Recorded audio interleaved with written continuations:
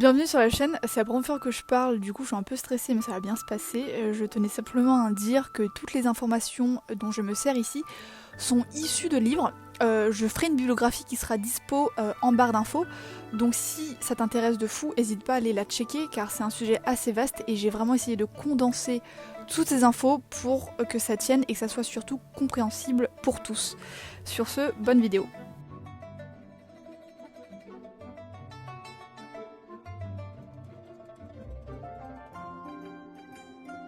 En 1912, c'est l'avènement de la République. Et d'un point de vue culturel, il va avoir une modernité naissante remarquable avec l'apparition d'un nouveau rapport à la langue et à l'écriture qui va renouveler un art calligraphique et pictural. Chez les intellectuels, on va voir un regain d'intérêt pour les inscriptions anciennes qui s'inscrit dans une approche critique de ces textes qui sont les fondements de la culture lettrée fonctionnaire.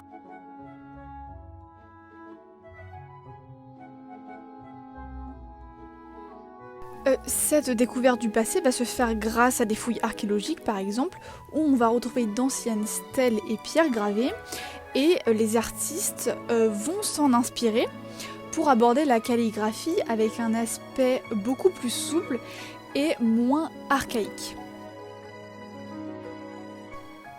Donc la peinture à l'époque qui est dominée par le style des 4 Wang, qui sont 4 peintres chinois de la dynastie Qing, qui incarnent une forme de classicisme, cette peinture va être transformée par ce qu'on appelle la libération du trait.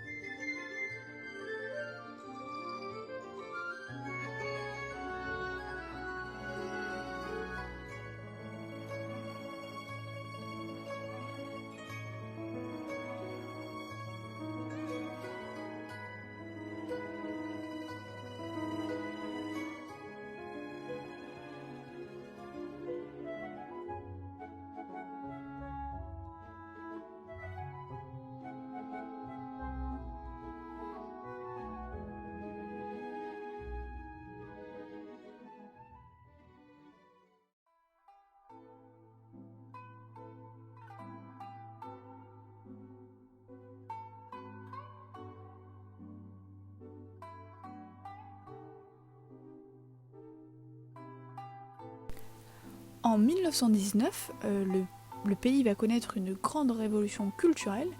La Chine va souhaiter moderniser son approche culturelle en voulant s'émanciper du confucianisme, qui est un symbole de la tradition conservatrice et de l'ancienne société. Donc la formation des jeunes artistes va devenir un enjeu majeur. Il va donc y avoir une large ouverture sur l'art. On doit beaucoup au ministre de l'Éducation du gouvernement provisoire Cai Wunapei. Je l'écrirai en dessous car je pense que je prononce mal. Désolée. Qui d'ailleurs lui-même a étudié à l'étranger, tout particulièrement en Allemagne. Il a étudié des sujets tels que la philosophie, l'esthétique et la théorie de la peinture.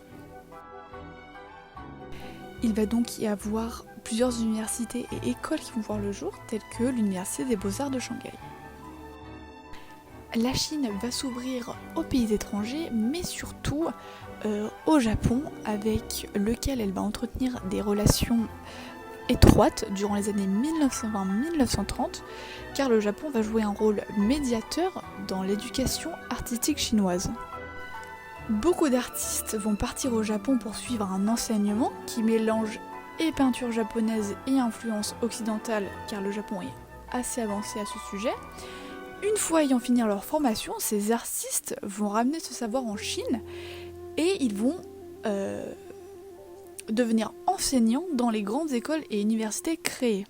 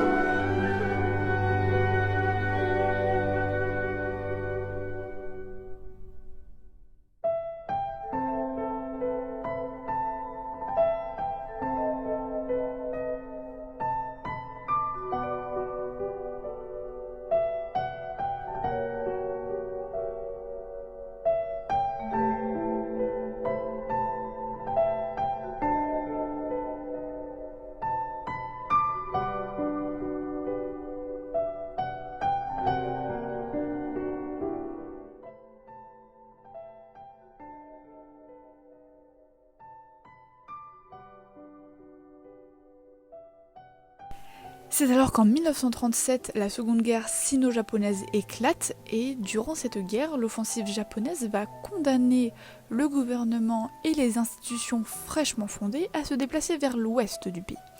Les artistes vont donc découvrir l'intérieur de leur pays et durant cet exil, ils vont s'inspirer des nouveaux paysages, mais aussi ils vont découvrir le haut lieu du bouddhisme chinois situé à Dunhuang, dans la province du Gansu. C'est dans ce contexte que les artistes vont renouer et s'inspirer de leur passé, mais aussi des populations de cette terre. Concernant le haut lieu du bouddhisme à Dunhuang, ce sont des grottes qui contiennent des peintures murales qui dévoilent un univers coloré et des personnages de périodes antiques telles que la dynastie des Tang. Donc ces peintures vont être étudiées et copiées avec minutie. Je vous mets le nom de l'artiste le plus connu à ce jour en dessous car je ne veux pas prononcer son nom car je ne sais pas et je ne veux pas l'écorcher.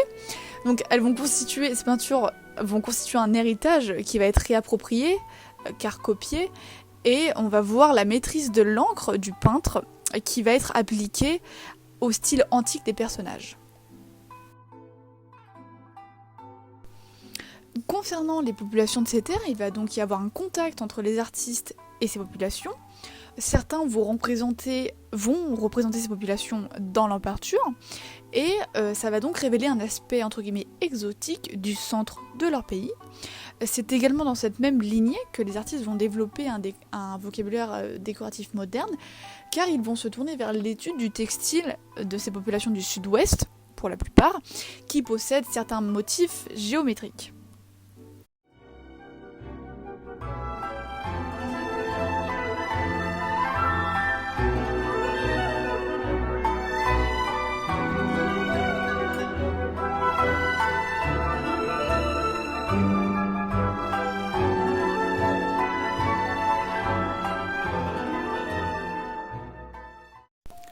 Alors dans l'exposition, à ce moment-là, nous revenons un peu en arrière, aux époques 1920, vous savez l'ouverture du pays, beaucoup avec le Japon, mais pas que, car le ministre de l'Éducation du gouvernement provisoire que j'ai cité plus haut va créer un programme avec le gouvernement français, un accord, plutôt un contrat si vous voulez, qui explique que les artistes vont pouvoir venir étudier en France à condition qu'ils remplissent des tâches par contre dans les usines où ils seront affectés.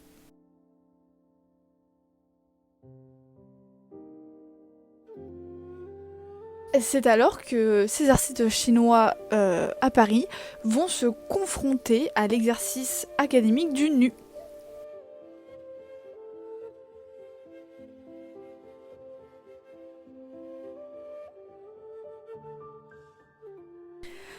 En 1949, la société chinoise connaît un tournant décisif, car la République populaire de Chine s'instaure avec à sa tête, nous le savons, Mao Zedong. Alors il faut quand même recontextualiser ce moment, c'est-à-dire que la Chine et l'URSS font une alliance, et la Chine commence à se fermer à l'Occident. D'ailleurs, l'art occidental est considéré comme un art capitaliste et dégénéré. D'ailleurs, la pratique artistique à cette époque devient beaucoup plus restreinte. Elle fait l'objet de contrôle et de validation par le Parti communiste de Mao. Et cet art va devenir un art de propagande. D'ailleurs, les artistes vont en majorité illustrer les grands moments marquants du parti.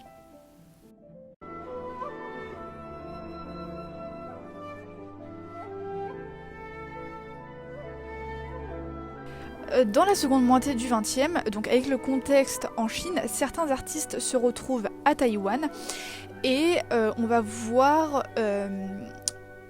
des groupes d'avant-garde qui vont se constituer et ces artistes vont se frotter au vocabulaire abstrait de l'Occident, notamment des Américains et des Européens. D'ailleurs, les peintres chinois se penchent vers l'expressionnisme abstrait, car il y a un tracé avec le pinceau sur la toile, et ça leur évoque la pratique traditionnelle de la calligraphie. Alors le but de ces groupes d'artistes, c'est de faire une synthèse technique et formelle entre styles occidentaux et éléments issus de la tradition picturale chinoise. C'est alors qu'il va y avoir un espèce de mélange entre les traditions et le nouveau langage artistique. Par exemple, l'œuvre de l'artiste dont je mets le nom juste en dessous car je n'ose pas prononcer son nom, mélange un aspect spirituel du taoïsme avec l'énergie qui passe, avec un style propre à l'abstraction gestuelle. D'ailleurs, je trouve à titre personnel que cette œuvre me fait penser à celle de Robert Rauschenberg et de John Cage, qui sont deux artistes américains, dont je vous mets le nom de l'œuvre encore une fois juste en dessous car je ne veux pas mal le prononcer, qui est une peinture sur 20 feuilles de papier, où en fait c'est simplement c'est une trace de pneu sur 20 feuilles de papier. Voilà. Alors ici nous avons l'exemple de Ting Wallace, qui est un peintre chinois qui a étudié à New York. New York qui à l'époque est la scène majeure de l'art au niveau mondial. Et donc Wallace, Ting, mélange savoir-faire chinois et abstraction gestuelle en utilisant les mêmes processus que Jackson Pollock, qui est un grand nom de l'abstraction gestuelle, grand artiste américain du XXe siècle.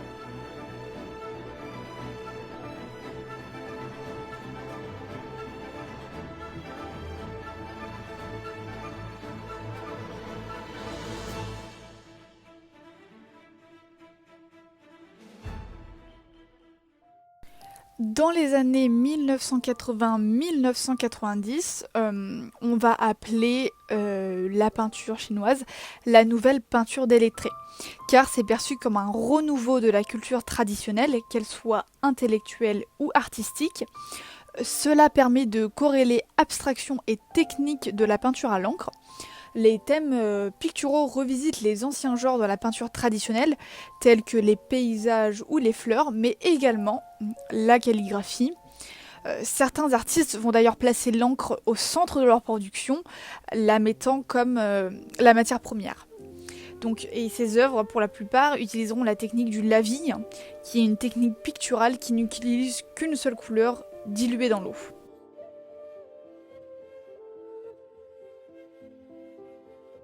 Alors voilà, l'exposition touche à sa fin. J'espère que la vidéo a été sympathique à regarder, mais surtout assez compréhensible. Je l'espère vraiment, car c'est vraiment la première fois que je parle dans une vidéo et que j'explique. Surtout que j'ai du mal avec ça. Mon but étant vraiment de partager ce que je sais et ce qui me passionne.